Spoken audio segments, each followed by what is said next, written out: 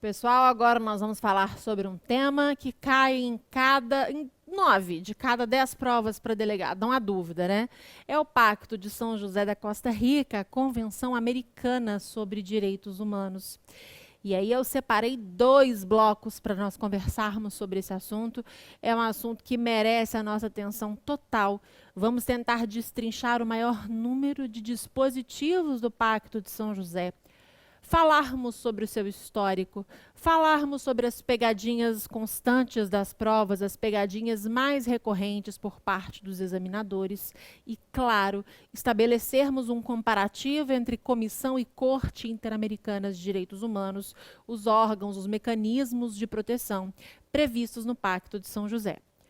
Em provas para delegado de polícia, nós não temos, feliz ou infelizmente, a tradição de cobrança. Eventualmente, em alguma assertiva aparece, mas você consegue acertar sem qualquer dificuldade com base na teoria. Mas nós não temos como praxe nas provas da Defensoria Pública, isso acontece, no Ministério Público isso acontece, o enfrentamento de casos específicos julgados pela corte, apreciações específicas feitas pela comissão. Se isso começar a vir, é uma tendência para agora, tá? E a nossa ideia aqui é gastar o HD de vocês, preenchê-los com tudo aquilo que o examinador já vem cobrando nos últimos concursos. Então, a tendência é que o examinador fique adstrito à teoria, fique adstrito aos direitos cobrados, às garantias judiciais, te pergunte quais são aqueles previstos no documento e quais não são, como é que foi o processo de incorporação, é isso que o examinador costuma cobrar. Competência de comissão e corte, como é que isso funciona? Então, nós vamos ficar presos nessa ideia. É uma aposta que nós fazemos com base nas tendências apresentadas nas provas para delegado de polícia.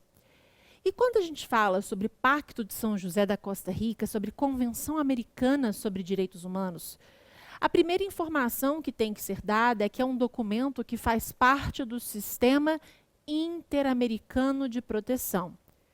Da mesma forma que na Convenção Interamericana contra o Racismo, nós temos um documento que faz parte desse sistema, e é um documento que vem aí complementando as ideias do sistema global, porque nós sabemos não existe uma hierarquia entre os sistemas, o que existe é uma coexistência, o que acontece é uma complementariedade, uma interdependência ou uma interrelacionariedade entre os sistemas de proteção.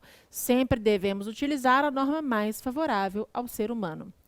Então, quando temos a Convenção Americana sobre Direitos Humanos, nós temos um documento que faz parte do Sistema Regional Interamericano. Isso tem que ficar solidificado. Segundo ponto, por que Pacto de São José da Costa Rica, Elisa? Isso porque é comum, é praxe no direito internacional, é praxe nos direitos humanos, que os documentos levem os nomes, né, os apelidos dos locais em que foram firmados. Então, a Convenção Americana sobre Direitos Humanos, ela é muito mais conhecida por Pacto de São José da Costa Rica, porque foi firmada em São José, na Costa Rica. Terceiro ponto. O documento data de 1969, mas no Brasil só foi promulgado e publicado no ano de 1992, tá? Com aquelas fases, o iter dos tratados, as etapas de formação. Saibam vocês, apenas em 1992 o documento veio para o nosso ordenamento jurídico, passando a produzir os seus efeitos internos. A ratificação, curiosidade, também acontece em 92 pelo Brasil. Foi rápido entre a ratificação e a promulgação e a publicação. Mas foi apenas, de fato, em 92 que houve essa produção. E por quê? Porque o documento, por ser de 1969, viria para o Brasil no momento de plena ditadura militar. E um documento que é tão protetivo em matéria de direitos humanos, principalmente falando sobre direitos de primeira geração, jamais prosperaria em um cenário como esse. Então, o histórico é muito importante, não apenas, eventualmente, para uma prova discursiva, para uma prova oral, em que você brilha se você fizer esse anúncio para o seu examinador, mas é importante para que você consiga raciocinar em questões objetivas, que não sejam tão objetivas assim, questões objetivas que sejam mais densas, mais profundas, ou que abordem mais o aspecto histórico, como é no caso da Polícia Civil de Minas Gerais, que gosta de trazer provas nesse sentido. São Paulo também tem trazido algumas coisas um pouco mais robustas quando o assunto é o Pacto de São José. Então, o documento é de 69, mas no Brasil promulgado e publicado em 1992 pelo decreto 678. Tem que gravar? Tem que gravar. Fácil de lembrar, 678 na sequência. Decreto 678 de 1992. Mais um pontinho importante. O artigo 26 é um artigo que abre e fecha um capítulo falando sobre direitos econômicos, sociais e culturais. Quando nós fizermos, né, se você for pegar o Pacto de São José e fizer uma leitura desatenta, você achará, a tendência é entender e achar que ele só trata de direitos civis e um pouquinho ali de direitos políticos, ou seja, direitos de primeira geração. Só que essa não é uma verdade absoluta, porque no artigo 26 nós temos o desenvolvimento progressivo de direitos econômicos, sociais e culturais que seriam implementados, sim, depois, lá com o Protocolo de São Salvador, mas são mencionados no documento. Então, se a sua prova trouxer que o Pacto de São José não menciona direitos econômicos, sociais e culturais, não traz em nenhum momento esses direitos, o seu examinador vai estar errado, a sua assertiva, em consequência, vai estar equivocada. Isso acontece tanto no artigo 26, quanto lá em cima, nas disposições iniciais que faremos, né, sobre as quais nos debruçaremos, que faremos a leitura juntos também. Então, existe a menção a direitos econômicos, sociais e culturais no Pacto de São José, mas como desenvolvimento progressivo, e seriam implementadas anos depois com o Protocolo de São Salvador. De fato, o documento ele se preocupa em destrinchar, em falar mais sobre direitos de primeira geração, sobre liberdades individuais, sobre direitos políticos. Mais um ponto importante. O examinador, quando a gente pega o documento, ele costuma fazer alguns tipos de perguntas. Primeiro, o histórico, que é isso tudo que eu passei para vocês, não vai ter dificuldade em acertar na prova. Segundo, o examinador pode cobrar os artigos a partir ali do artigo 3º, 4º, que começa com direito à vida, as pegadinhas de prova, nós vamos assinalá-las com bastante cautela, com bastante cuidado. E, por fim, o examinador pode te pedir informações sobre Comissão e Corte Interamericana de Direitos Humanos. Repito, essa é a tendência para provas de delegado de polícia. É sobre isso que a gente está falando aqui. Tá? Não que isso não seja cobrado em outros concursos, claro que é. Mas em outros concursos também tem-se a tendência de falar muito especificamente sobre casos julgados pela corte, que não é aquilo que as provas para delegado mostraram até hoje. Maravilha? Jogando na tela, vamos conhecer um pouquinho do documento, vamos dar uma olhada se você ainda nunca não estudou isso, né? Se você não teve contato, e se você teve uma excelente oportunidade para revisar. Procura aí no seu mecanismo de busca. Eu gosto de colocar esse texto aqui porque eu acho ele bem diagramado. Nós temos um preâmbulo, a gente já vai ler rapidinho, que mostra muito bem o cenário. E este preâmbulo já caiu em prova, não foi uma, não foram duas vezes. Então, nós vamos ter bastante atenção em relação a ele. Uma parte 1, que traz os deveres dos estados e direitos protegidos, com os direitos civis e políticos, aqui a partir do artigo 4º, como eu falei com vocês, e eles se estendem até aqui o artigo 25. No artigo 26, ainda na parte 1, no capítulo 3, aquele desenvolvimento progressivo de direitos econômicos, sociais e culturais, ao qual eu me referi. Depois, um artigo que também avaliaremos juntos, a suspensão de garantias previstas. É possível suspendê-las, não é? Em quais circunstâncias? Nós veremos aqui juntos na nossa aula.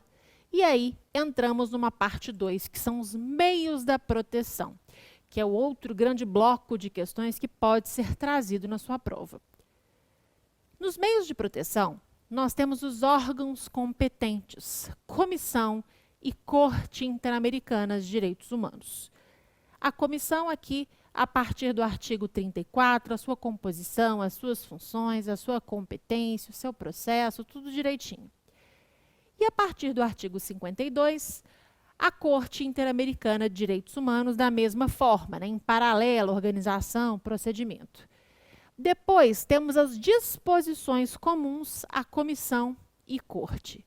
E, por fim, disposições gerais e transitórias na parte 3 do documento. Perfeito? São 82 artigos para nós apreciarmos. Elisa, todos eles caem em prova? Não. Muitos deles nunca sequer passaram perto de uma prova de delegado. E o nosso papel é mencionar aqueles artigos que têm maior incidência, aqueles artigos que aparecem mais em prova, é o que a gente vai fazer aqui hoje, é o que eu vou trazer para vocês.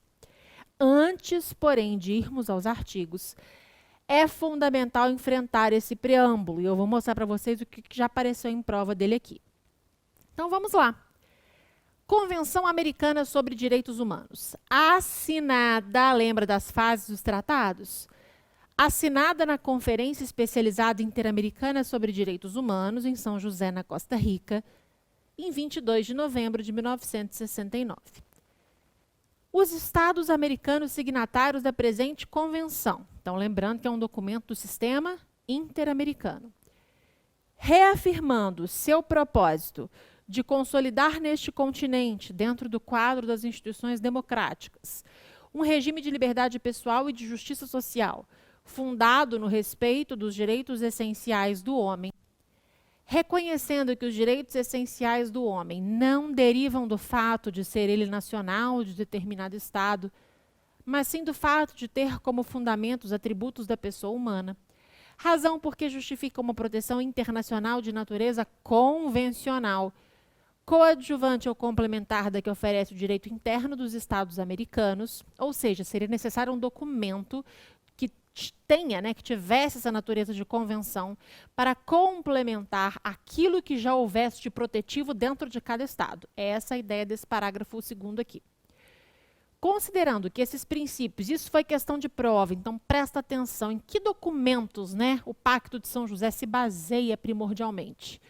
Considerando que esses princípios foram consagrados na Carta da OEA, na Declaração Americana dos Direitos e Deveres do Homem e na Declaração Universal dos Direitos do Homem, ou dos Direitos Humanos, a DUDH, e que foram reafirmados e desenvolvidos em outros instrumentos internacionais, tanto de âmbito mundial como regional, reiterando que, de acordo com a DUDH, só pode ser realizado o ideal do ser humano livre, isento do temor e da miséria, se forem criadas condições que permitam a cada pessoa gozar dos seus direitos econômicos, sociais e culturais, bem como dos seus direitos civis e políticos, e considerando que a terceira Conferência Interamericana Extraordinária de Buenos Aires, de 67, aprovou a incorporação à própria Carta da OEA de normas mais amplas sobre direitos econômicos, sociais e educacionais,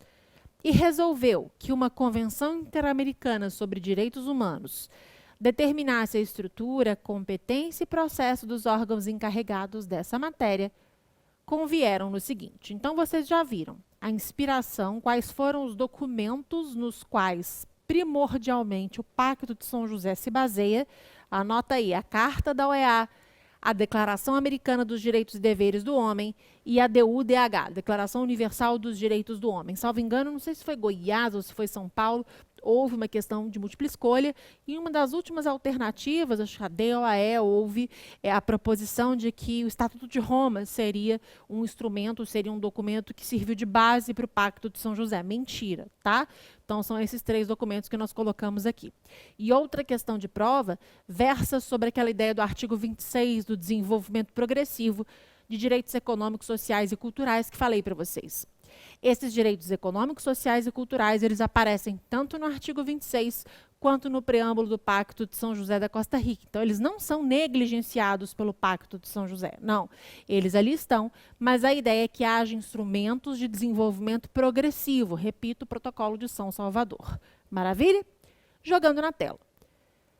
Parte 1. Deveres dos Estados e direitos protegidos. O capítulo 1 enumera esses deveres, a obrigação de respeitar esses direitos e o dever de adotar disposições de direito interno, sem segredo aqui para nós. Já no capítulo 2, nós temos especificamente, a partir do artigo 3º, os direitos civis e políticos, que são tutelados pelo Pacto de São José. Então, vamos passar por eles. No artigo 3º, nós temos o direito ao reconhecimento da personalidade jurídica, autoexplicativo, que nos traz que toda pessoa tem o direito ao reconhecimento de sua personalidade jurídica. Agora, o artigo 4º, meus amigos, ele é festejadíssimo em provas para delegado de polícia. Então, o artigo 4º a gente precisa entender, não é decorar, não. Vamos entender o artigo 4º que fica mais fácil do que você decorar todos os 6 incisos ou parágrafos, como vocês preferirem.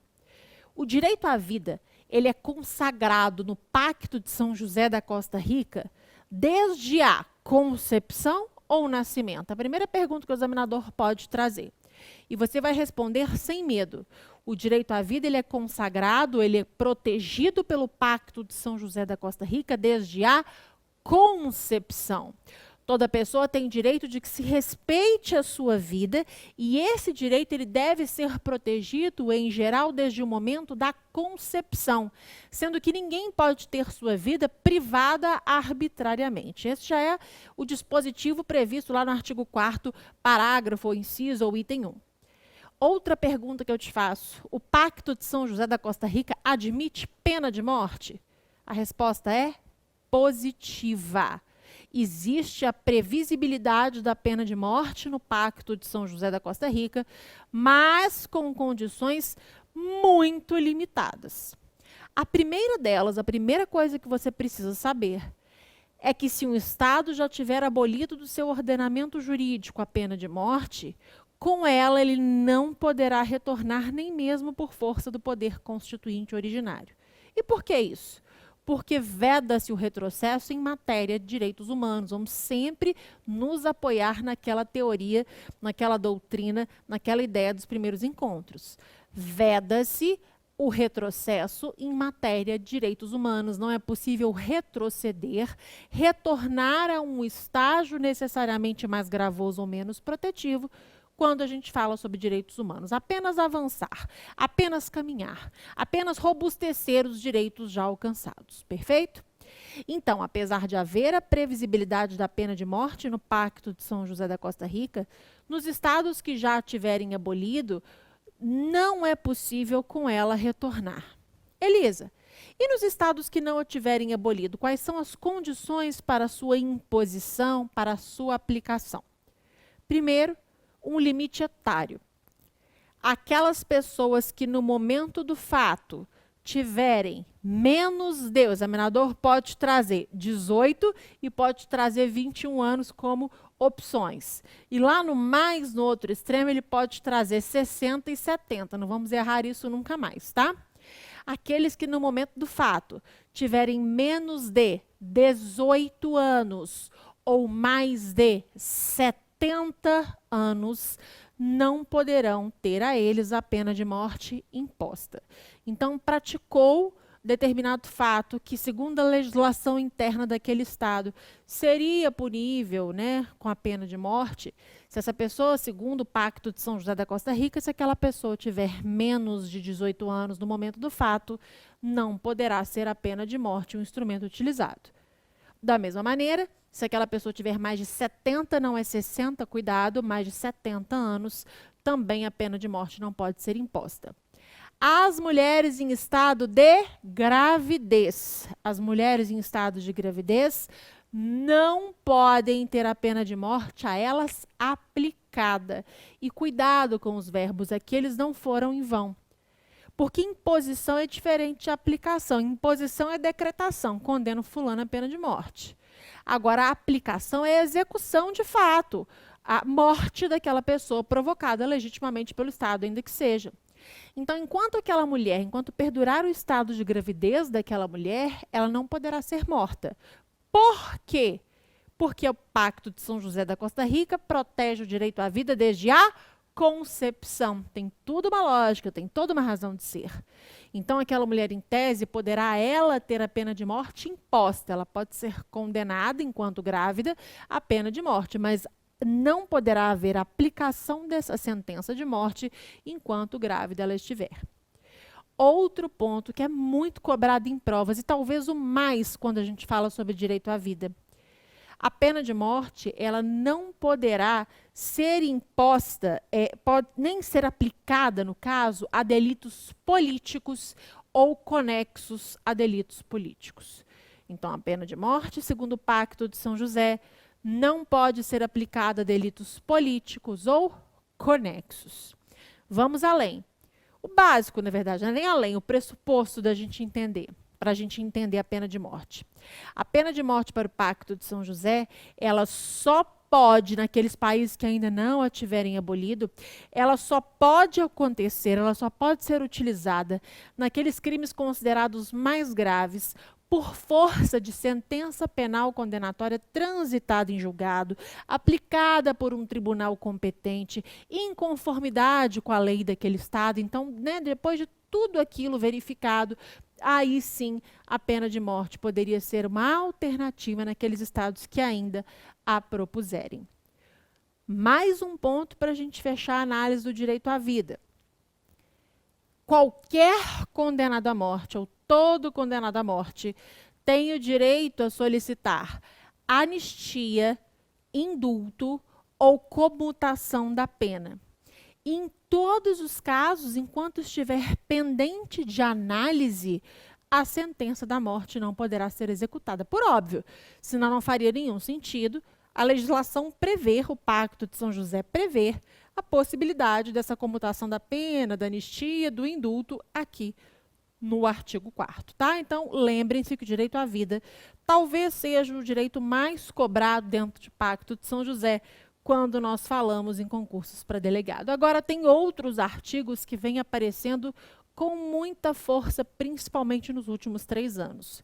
E antes dessa aula, eu dei uma olhada nas questões mais recentes, o que confirma a nossa teoria. Então, vamos dar uma olhada, já passar para o artigo 5º, que traz o direito à integridade pessoal. Toda pessoa tem o direito de que se respeite sua integridade física, psíquica e moral. Ninguém deve ser submetido a torturas, nem a penas ou tratos cruéis, desumanos ou degradantes. Toda pessoa privada da liberdade deve ser tratada com respeito devido à dignidade inerente ao ser humano. Então, além do artigo 4º e do artigo 5º, lembram-se lá da Declaração Universal dos Direitos Humanos, que trazem a exceção à limitabilidade dos direitos humanos, trazendo direitos absolutos, vedação à tortura e a vedação à escravidão? Aqui nós também temos isso na integridade pessoal, com a previsibilidade de que ninguém deve ser submetido a torturas, artigo 5º, item 2. 3, em transcendência da pena, né? A pena não pode passar da pessoa do delinquente. 4, os processados devem ficar separados dos condenados, salvo em circunstâncias excepcionais, e ser submetidos a tratamento adequado à sua condição de pessoas não condenadas. 5, os menores, quando puderem ser processados, devem ser separados dos adultos e conduzidos a tribunal especializado com a maior rapidez possível para seu tratamento. 6, anotem isso, ótima questão de prova. Para o Pacto de São José, quais são as finalidades das penas privativas da liberdade? 1, reforma e 2, readaptação social dos condenados. Então, o item 6 nos traz que as penas privativas da liberdade devem ter por finalidade essencial a reforma e a readaptação social dos condenados. O artigo 6º, no bojo daquela vedação absoluta à escravidão que nós já temos na DU/DH, que lembrem-se, há uma inspiração do Pacto de São José, e isso está previsto já no preâmbulo, nós lemos isso juntos. O artigo 6º traz a proibição da escravidão e da servidão. 1, ninguém pode ser submetido à escravidão ou à servidão, e tanto estas como o tráfico de escravos e o tráfico de mulheres são proibidos em todas as suas formas. Item 2, você vai fazer uma estrelinha, porque vi questões de prova muito interessantes em relação a ele. Vamos esmiuçá-lo. Ninguém deve ser constrangido a executar trabalho forçado ou obrigatório. Aí você lê isso e aí cai na sua prova. Conforme o Pacto de São José da Costa Rica, não serão admitidos trabalhos forçados. Você fala, é isso mesmo, está lá no artigo 6º, Elisa leu. Errou. Porque vamos continuar artigo 6º, item 2? Presta atenção, olha só. Ninguém deve ser constrangido a executar trabalho forçado ou obrigatório. Essa é a regra. Agora, olha a continuidade. Nos países em que se prescreve para certos delitos a pena privativa da liberdade acompanhada de trabalhos forçados, então é possível sim que haja trabalhos forçados no bojo aqui do Pacto de São José, claro que com todas as condições, mas é possível, não se esqueçam disso, cuidado com a pegadinha de prova. Esta disposição não pode ser interpretada no sentido de que proíbe o cumprimento da dita pena imposta por juiz ou tribunal competente. O trabalho forçado não deve afetar a dignidade nem a capacidade física e intelectual do recluso. Isso é importantíssimo, vou repetir.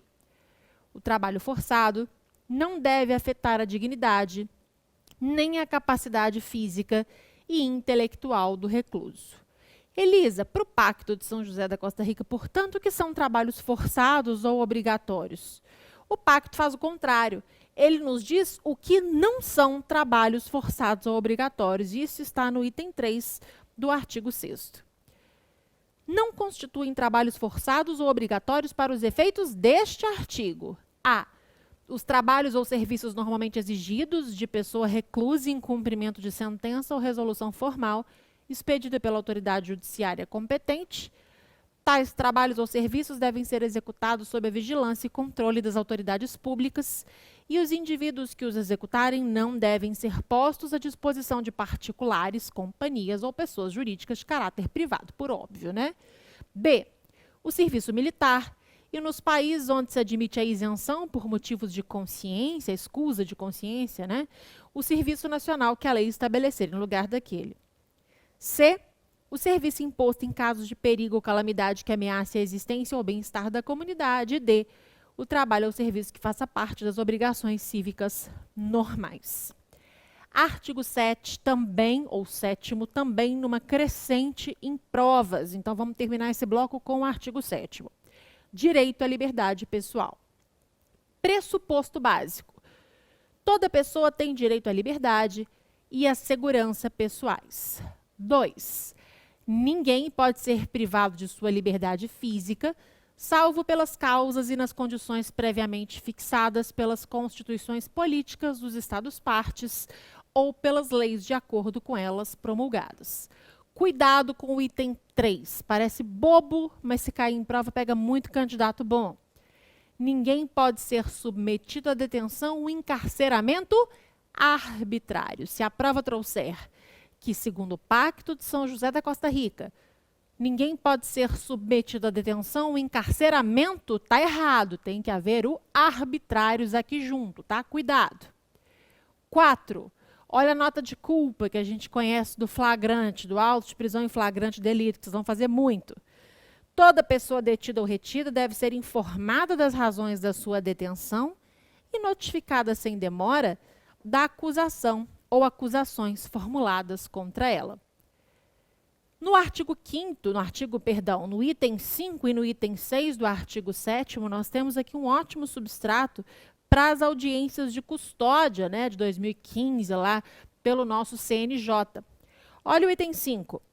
Toda pessoa detida ou retida deve ser conduzida sem demora à presença de um juiz ou de outra autoridade autorizada pela lei a exercer funções judiciais e tem direito a ser julgada dentro de um prazo razoável ou a ser posta em liberdade sem prejuízo de que prossiga o processo. Sua liberdade pode ser condicionada a garantias que assegurem o seu comparecimento em juízo. 6. Toda pessoa privada da liberdade tem direito a recorrer a um juiz ou tribunal competente, a fim de que este decida sem demora sobre a legalidade de sua prisão ou detenção e ordene sua soltura se a prisão ou a detenção forem ilegais. Nos Estados-partes cujas leis prevêem que toda pessoa que se vir ameaçada de ser privada de sua liberdade tem direito a recorrer a um juiz ou tribunal competente a fim de que este decida sobre a legalidade de tal ameaça, tal recurso não pode ser restringido nem abolido. O recurso pode ser interposto pela própria pessoa ou por outra pessoa. E para fechar mesmo, o item 7, quero fazer algumas considerações sobre ele. Ninguém deve ser detido por dívidas. Este princípio não limita os mandados de autoridade judiciária competente expedidos em virtude de inadimplemento de obrigação alimentar. Qual é a grande conversa aqui? Pacto de São José da Costa Rica, documento do sistema interamericano, incorporado ao nosso ordenamento jurídico, ao ordenamento jurídico brasileiro, com força para o STF de norma supralegal e não com força de Constituição, atenção a isso, nos traz documento de 92 promulgado e publicado no Brasil, posterior à Constituição, nos traz que ninguém será preso por dívidas, excepcionando quem? O devedor de alimentos. Alguma menção? Existe aqui, há alguma menção ao depositário infiel? Não. E a gente sabe que a Constituição, no artigo 5º, inciso 67, ao menos textualmente, na sua origem, nos traz duas modalidades de prisão civil: devedor de alimentos e depositário infiel. Claro, eu sei que a partir da súmula vinculante 25 é ilícita a prisão civil do depositário infiel. A gente não fala sobre isso. Mas pergunto a vocês, houve revogação do texto constitucional? Não houve. O que houve foi o chamado efeito paralisante dessa parte final do documento, dos tratados internacionais sobre direitos humanos, sobre essa parte final do documento. E quais foram os documentos internacionais que trouxeram isso para o artigo 5º, inciso 67 da Constituição? O Pacto Internacional de Direitos Civis e Políticos, o PIDCP, que tem uma previsão semelhante, e o nosso Pacto de São José da Costa Rica, no artigo 7º, item 7. Então, o que existe não é revogação, não é a supressão do texto constitucional. O que existe é o efeito paralisante, segundo o voto dos ministros do STF à época, desses documentos internacionais, o PIDCP e o Pacto de São José, em relação à parte final do artigo 5º, inciso 67. De modo que a nossa legislação hoje só admite a prisão civil do devedor de alimentos, inadmitindo a prisão civil do depositário infiel. Não porque houve revogação, até porque o Pacto de São José não teria força para fazê-lo em relação àquela hierarquia das normas, em relação ao que nós estudamos, em relação ao processo de incorporação dos tratados ao ordenamento jurídico brasileiro. Mas aconteceu o efeito paralisante em nome do princípio do pro homine, da norma mais favorável ao ser humano. Perfeito? Vamos continuar a nossa análise sobre este importantíssimo documento, o Pacto de São José da Costa Rica. Nós conversamos sobre toda a parte histórica, sobre as primeiras pegadinhas que o examinador pode trazer, destrinchamos artigos importantíssimos. Podem ter certeza que já no primeiro bloco sobre Pacto de São José, nós temos questões fundamentais de prova. Vai aparecer na sua prova uma questão sobre a qual nós já tratamos.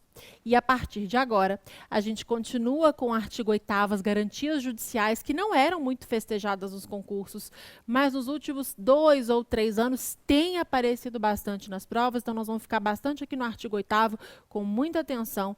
Vamos continuar até o artigo 25. Vamos estudar o artigo 27 da suspensão das garantias e comissão e corte para fechar a análise sobre a Convenção Americana sobre Direitos Humanos, o nosso Pacto de São José da Costa Rica. Perfeito? Jogando na tela, garantias judiciais, artigo 8º. Toda pessoa tem direito a ser ouvida com as devidas garantias e dentro de um prazo razoável por um juiz ou tribunal competente, independente e imparcial, estabelecida anteriormente por lei, na apuração de qualquer acusação penal formulada contra ela, ou para que se determinem seus direitos ou obrigações de natureza civil, trabalhista, fiscal ou de qualquer outra natureza. Toda pessoa acusada de delito tem direito a que se presuma sua inocência enquanto não se comprove legalmente sua culpa. Durante o processo, toda pessoa tem direito em plena igualdade às seguintes garantias mínimas. Então, tudo aquilo que a gente leu até agora e que a gente vai ler nesse item 2 são os princípios penais, processuais penais e constitucionais que vocês conhecem. A. Direito do acusado de ser assistido gratuitamente por tradutor ou intérprete, se não compreender ou não falar o idioma do juiz ou tribunal. B. Comunicação prévia e pormenorizada ao acusado da acusação formulada. C. concessão ao acusado do tempo e dos meios adequados para a preparação da sua defesa. D. Direito do acusado de defender-se pessoalmente ou de ser assistido por um defensor de sua escolha e de comunicar-se livremente em particular com seu defensor. E. Direito irrenunciável de ser assistido por um defensor proporcionado pelo Estado, remunerado ou não, segundo a legislação interna, se o acusado não se defender ele próprio nem nomear defensor dentro do prazo estabelecido pela lei. F. Direito da defesa de inquirir as testemunhas presentes no tribunal e de obter o comparecimento como testemunhas ou peritos de outras pessoas que possam lançar luz sobre os fatos. G. Direito de não ser obrigada a depor contra si mesma nem a declarar-se culpada. E H. Direito de recorrer da sentença para juiz ou tribunal superior. 3. A confissão do acusado só é válida se feita sem coação de nenhuma natureza. 4. O acusado absolvido por sentença passada em julgado não poderá ser submetido a novo processo pelos mesmos fatos, ne bis in idem ou non bis in idem, perfeito? E 5. O processo penal deve ser público, salvo no que for necessário para preservar os interesses da justiça. Artigo 9º, princípio da legalidade da retroatividade. Ninguém pode ser condenado por ações ou omissões que no momento em que forem cometidas não sejam delituosas de acordo com o direito aplicável. Tampouco se pode impor pena mais grave que a aplicável no momento da perpetração do delito. A anterioridade da lei penal, tudo aquilo que a gente conhece também, sem novidades. Se depois da perpetração do delito a lei dispuser em imposição de pena mais leve, aí sim o delinquente será por isso beneficiado. Não muda do que a gente conhece da legislação interna. Direito à indenização. Toda pessoa tem direito de ser indenizada conforme a lei, no caso de haver sido condenada em sentença passada em julgado por erro judiciário. Outros direitos garantidos pelo Pacto de São José. Aqui a nossa análise, pessoal, não os exime de fazerem uma leitura absolutamente atenta de todos os dispositivos. Vale a pena nós nos debruçarmos sobre esse documento, porque a chance de cair em prova é enorme, tá? Imensa. Quando o seu edital traz de forma destacada, separada, Pacto de São José, ou quando o edital traz tratados internacionais sobre direitos humanos, o Sistema Global de Proteção e o Sistema Interamericano, pode saber que o Pacto de São José estará lá. Então, tem que ler todos os artigos, até aqueles para os quais a gente não vai dar muita bola aqui, não. Mas eu estou fazendo com vocês um recorte, acho que necessário, daquilo que mais aparece em prova. A partir de agora, são artigos com menor incidência em prova. Vou só correr os olhos para a gente voltar a enfrentar o que está aparecendo mais, tudo bem? Como eu digo, são apostas e a gente precisa fazê-las aqui. Artigo 11 traz a proteção da honra e da dignidade. O 12, a liberdade de consciência e de religião. Nada diferente do que a gente conhece dos dispositivos que são inspirações para o Pacto de São José e que estão lá no preâmbulo. 13, liberdade de pensamento e de expressão. 14, direito de retificação ou resposta. 15, direito de reunião.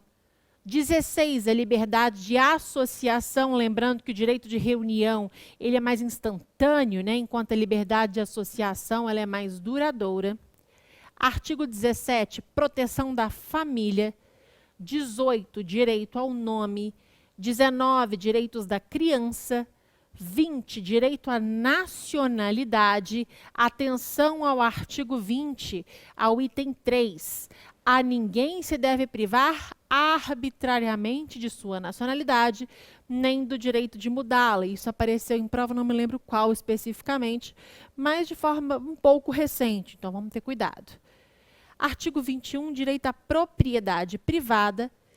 Artigo 22, aqui nós vamos fazer um asterisco, que eu vou voltar nele já já. Direito de circulação e de residência. Artigo 23, direitos políticos. Por enquanto estávamos muito fechados, né, nos direitos civis, na nacionalidade. Agora os direitos políticos aparecem no artigo 23. Artigo 24, igualdade perante a lei. E artigo 25, proteção judicial. Por que eu fiz um asterisco no artigo 22? Porque nós vamos olhar o artigo 27, o 26 a gente já tratou sobre ele exaustivamente. Nós vamos para o artigo 27 para entendermos que em casos excepcionais, guerra, perigo público, uma situação que realmente seja excepcional, é possível que as garantias previstas no Pacto de São José da Costa Rica sejam suspensas. Claro que seguindo também uma série de condições. Mas pergunto a vocês, são todos esses direitos? Será que a gente pode suspender, ainda que por um instante, um dispositivo como a retroatividade da lei penal ou como o direito à vida? Vamos ver. O artigo 27 traz, portanto, situações, possibilidades de suspensão das garantias previstas pelo Pacto de São José, mas este mesmo artigo excepciona aqueles que nem por um segundo podem ser suspensos, porque são direitos que afetam a nossa vida de uma maneira tão incisiva que a suspensão, ainda que por um minuto, poderia trazer consequências irreversíveis.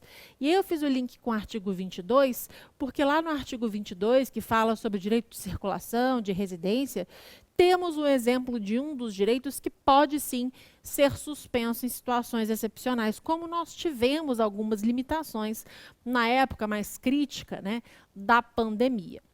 Então, vamos ao artigo 27 e entendermos quais são essas situações excepcionais que autorizam a suspensão de garantias. Em caso de guerra, de perigo público ou de outra emergência que ameace a independência ou segurança do Estado-parte, este poderá adotar disposições que, na medida e pelo tempo estritamente limitados às exigências da situação, suspendam as obrigações contraídas em virtude desta convenção, desde que tais disposições não sejam incompatíveis com as demais obrigações que lhe impõe o direito internacional e não encerrem discriminação alguma fundada em motivos de raça, cor, sexo, idioma, religião ou origem social. Então, tem que haver, pessoal, uma guerra, um perigo público, uma emergência que ameace a independência e a segurança do Estado-parte. Pode haver algumas suspensões de obrigações que estão aqui no Pacto de São José. Só que essas obrigações não podem, essas suspensões, essas disposições não podem estar incompatíveis com as outras obrigações colocadas pelo direito internacional e não podem ser discriminatórias. Quais são aqueles direitos, aquelas garantias que não podem ser suspensos nem por um segundo? Item 2. A disposição precedente não autoriza a suspensão dos direitos determinados nos seguintes artigos. Terceiro, direito ao reconhecimento da personalidade jurídica. Quarto, direito à vida. Quinto, direito à integridade pessoal. Sexto, proibição da escravidão e servidão. Nono, princípio da legalidade da retroatividade. 12, liberdade de consciência e de religião. 17, proteção da família. 18, direito ao nome. 19, direitos da criança. 20, direito à nacionalidade. 23, direitos políticos, nem das garantias indispensáveis para a proteção de tais direitos. E todo Estado-parte que fizer uso do direito de suspensão deverá informar imediatamente os outros Estados-partes na presente convenção, por intermédio do secretário-geral da Organização dos Estados Americanos, das disposições cuja aplicação haja suspendido, dos motivos determinantes da suspensão e da data em que haja dado por terminada tal suspensão. Artigo 22, falei que voltaria, nos traz o direito de circulação e de residência. No item 3, nós temos que o exercício desses direitos não pode ser restringido, como regra, senão, como exceção, em virtude de lei, na medida indispensável, numa sociedade democrática, para prevenir infrações penais ou para proteger a segurança nacional, a segurança ou a ordem públicas, a moral ou a saúde públicas, olha aí, né, em consequência maior, né, o próprio direito à vida. Na época da pandemia foi exatamente isso que aconteceu, na época do auge, né, da pandemia, ou os direitos e liberdades das demais pessoas. Ainda aqui na circulação e na residência, eu estou vendo uma crescente nas provas para falar sobre essa movimentação, sobre expulsão, sobre os estrangeiros. Então, vamos vencer o artigo 22 na sua totalidade. Toda pessoa que se acha legalmente no território de um Estado tem direito de circular nele e de nele residir em conformidade com as disposições legais. 2. Toda pessoa tem o direito de sair livremente de qualquer país, inclusive do próprio. Não é entrar livremente em qualquer país, cuidado. É sair livremente de qualquer país. 4. O exercício dos direitos reconhecidos no inciso 1 pode também ser restringido pela lei em zonas determinadas por motivo de interesse público. 5. Ninguém pode ser expulso, isso caiu recentemente, do território do Estado do qual for nacional, nem ser privado do direito de nele entrar. 6. O estrangeiro que se acha legalmente no território de um Estado parte nesta convenção só poderá dele ser expulso em cumprimento de decisão adotada de acordo com a lei. 7. Toda pessoa tem o direito de buscar e receber asilo em território estrangeiro, em caso de perseguição por delitos políticos ou comuns conexos com delitos políticos, e de acordo com a legislação de cada Estado e com os convênios internacionais.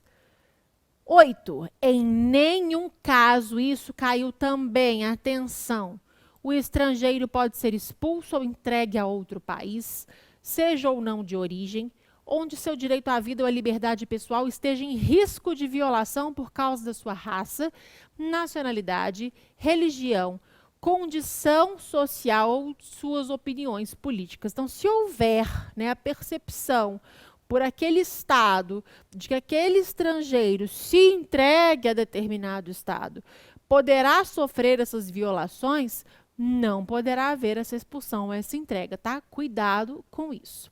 E para fechar, o artigo 22, é proibida a expulsão coletiva de estrangeiros. Agora sim, agora nós passamos a avaliar os órgãos competentes para a proteção dos dispositivos aqui previstos.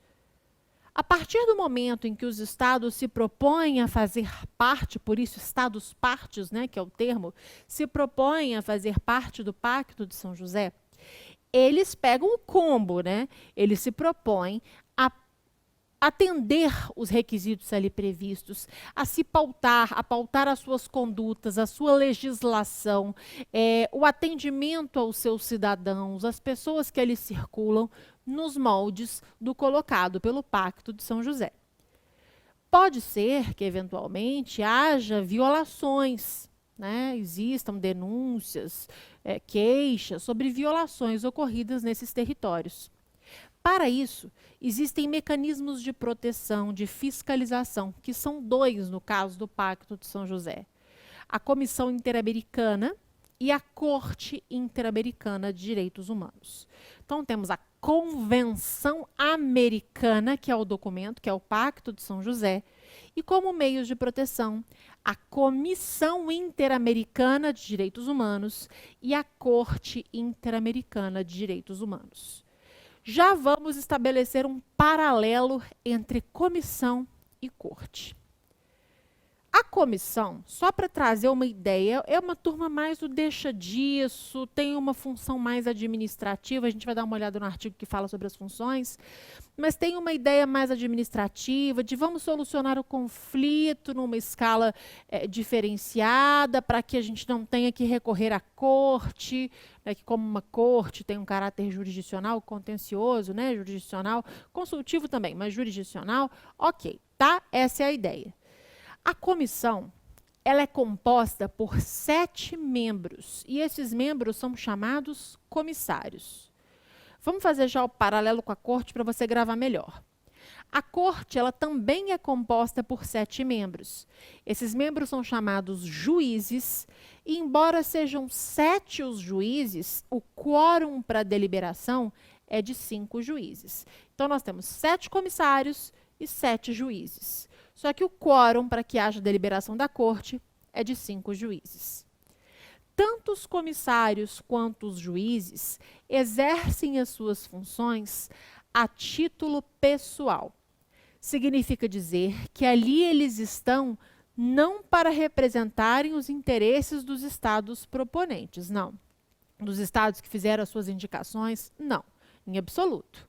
Ali eles estão por conta da sua alta autoridade moral, do seu reconhecido saber em matéria de direitos humanos e não para serem representantes dos seus estados, perfeito? A isso se dá um nome nos documentos de direitos humanos de a título pessoal. Sempre que isso aparecer, vocês saibam que aquelas pessoas ali estão em razão dos seus atributos pessoais e não para defender interesses dos estados. Maravilha? Mais um ponto. Embora eles ajam a título pessoal, tanto os comissários quanto os juízes, não pode haver dois comissários de mesma nacionalidade ou dois juízes de mesma nacionalidade. Para quê? Para evitar panelinha, pessoal. Para evitar que haja 5 juízes brasileiros, 4 juízes, sabe? Para evitar isso, para que haja uma distribuição geográfica equitativa no teor das Américas, para que, de fato, haja uma distribuição interessante, com vários viveres, saberes, vivências, compondo comissão e compondo corte. Os membros da comissão e os membros da corte exercem mandato. E esse mandato na comissão é de 4 anos, sendo possível uma recondução por igual período, então 4 mais 4, e o mandato dos juízes é de 6 anos, da mesma forma, podendo haver uma recondução por mais 6 anos. Então, não é que o mandato dos comissários seja de 8 anos e o mandato dos juízes de 12, não. 4, sendo possível mais 4, possíveis mais 4, e 6, sendo possíveis mais 6. Quem é que pode acessar diretamente a comissão?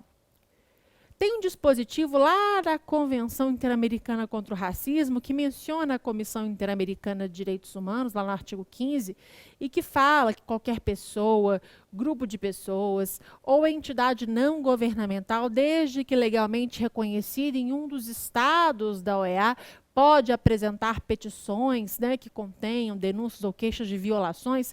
A lógica é a mesma. Então, quem é que pode ir até a comissão naquela ideia, tão lembrados das características dos direitos humanos, naquela ideia de se acionar um plano externo na universalidade, né, de se acionar um plano externo em caso de insatisfação interna? É essa a noção aqui, é sobre isso que a gente está falando. Então, até a comissão, qualquer pessoa, grupo de pessoas ou entidade não governamental, desde que legalmente prevista, presente em um dos estados, né, da OEA, pode apresentar petições que contenham denúncias ou queixas de violações àquilo que está no Pacto de São José. E a Corte Interamericana, né? Até a Corte, esse acesso é feito como? Apenas Estado, parte e comissão. Tá? Então, é um acesso mais dificultoso. Comissão, qualquer pessoa, grupo de pessoas ou entidade não governamental, desde que legalmente reconhecida em um dos estados. Já a Corte, apenas comissão e estados partes podem fazê-lo. Esse é o básico, é o combo básico de comissão e corte interamericanas que tem que saber para a prova.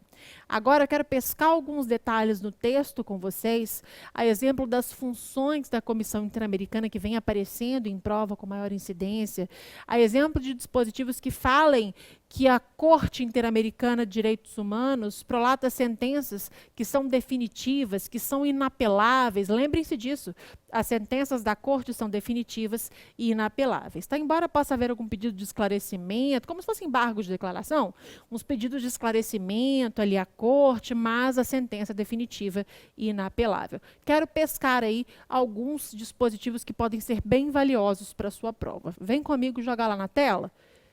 Olha aqui, a partir do artigo 34, a Comissão Interamericana. Isso aqui tudo a gente já falou, tá? Maioria dos pontos, aqueles pontos mais importantes que aparecem nas provas, composição, a eleição a título pessoal, tudo certinho. Quero olhar com vocês as funções que estão no artigo 41.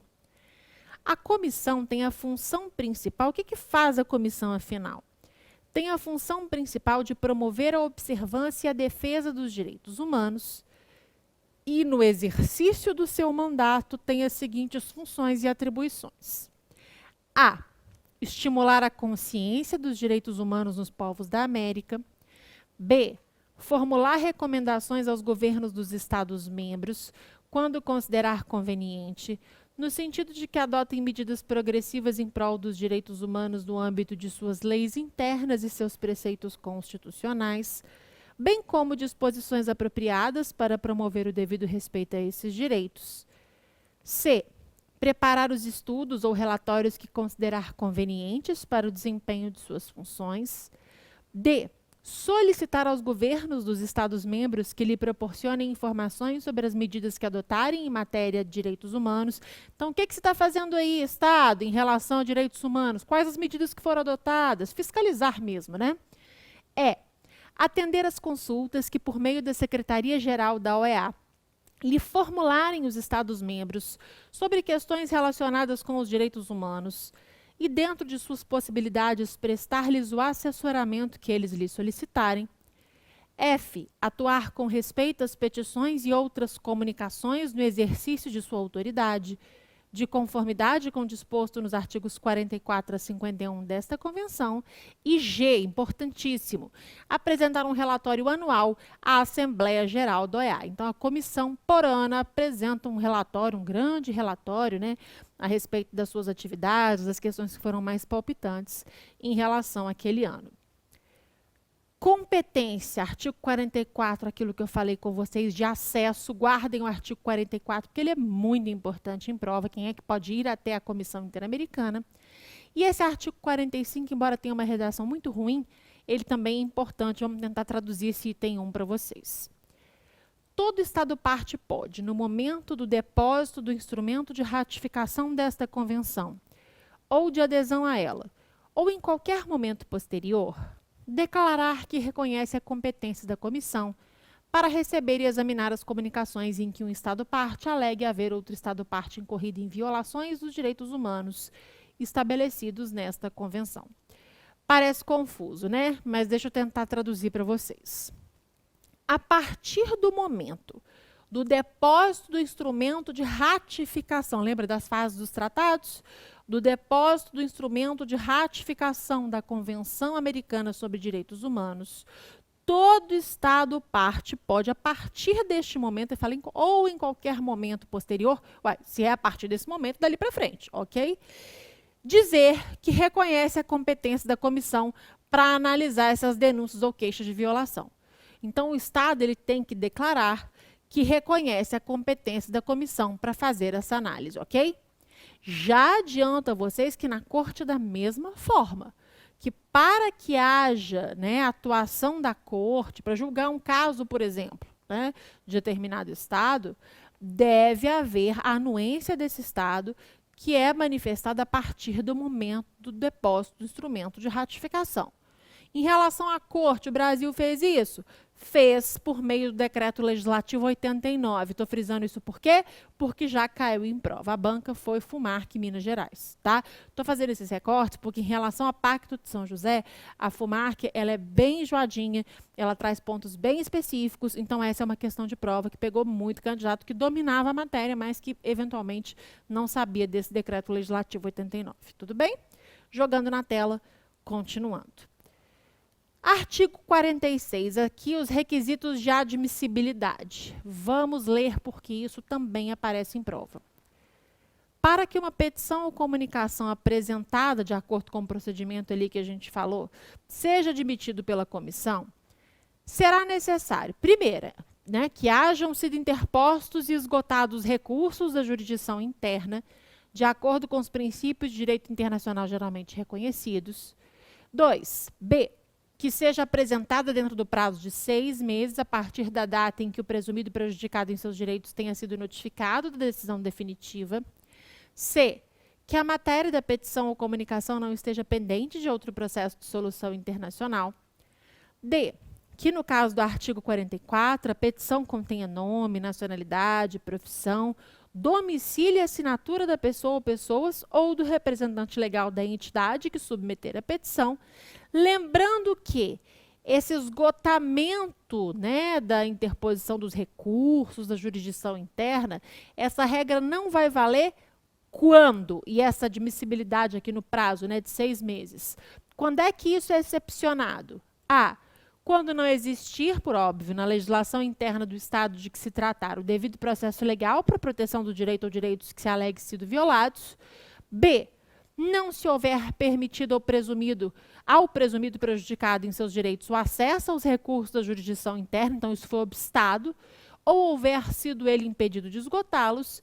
E C, houver demora injustificada na decisão sobre os mencionados recursos, como houve no caso da Lei Maria da Penha, né? O relatório 54 de 2001, emblemático, relatório 54 de 2001. Tem até artigo escrito sobre isso. Quem tiver interesse, depois pode me perguntar.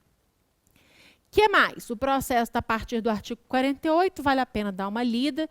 Nada muito detido em provas para delegado, mas acho que é bem válido dar uma lida atenta.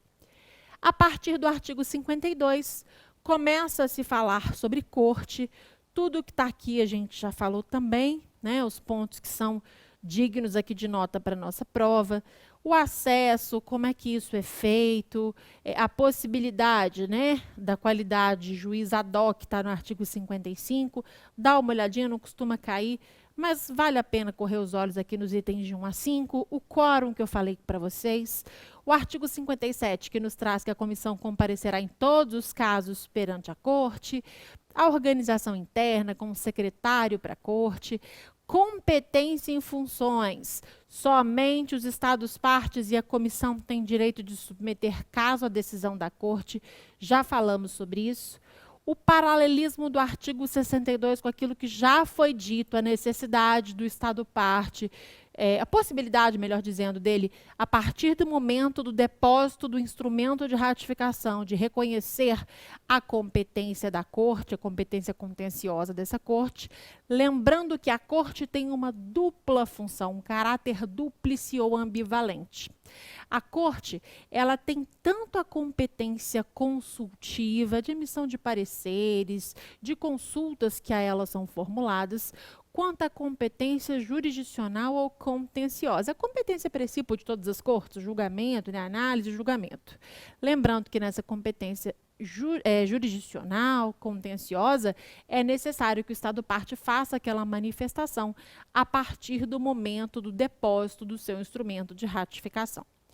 Para fechar o documento, artigo 63, artigo 64, 65, o 66 começa a falar sobre o procedimento, trazendo a necessidade, claro, da fundamentação das sentenças da corte. Se a sentença não expressar no todo ou em parte a opinião unânime dos juízes, qualquer deles terá direito que se agregue àquela sentença o seu voto dissidente, o seu voto individual, e aquilo que eu anunciei para vocês. A sentença da corte será definitiva e inapelável, e em caso de divergência sobre o sentido ou alcance da sentença, a corte interpretá-la a pedido de qualquer das partes, desde que o pedido seja apresentado dentro de 90 dias a partir da data de notificação da sentença. Os Estados partes têm que cumprir a decisão da Corte Interamericana? Tem. Os Estados partes da Convenção comprometem-se a cumprir a decisão da Corte em todo caso em que forem partes. A parte da sentença que determinar a indenização compensatória poderá ser executada no país respectivo pelo processo interno vigente para execução de sentenças contra o Estado. E a sentença da Corte deve ser notificada às partes, no caso, e transmitida aos Estados partes na Convenção, para que todos tenham ciência. Tem uma lida nas disposições comuns, não aparecem muito em prova, mas é interessante até para a gente entender o funcionamento, quais são as prerrogativas dos juízes da corte, eles gozam de imunidades diplomáticas, os privilégios diplomáticos necessários para o desempenho das suas funções, enfim, vale a pena dar uma olhadinha para entender esse funcionamento e para pescar outras eventuais questões de prova que possam surgir. Mas, repito, acho que 95% das questões para delegados de polícia que já foram apresentadas foram colocadas aqui nesses 2 blocos sobre o Pacto de São José da Costa Rica.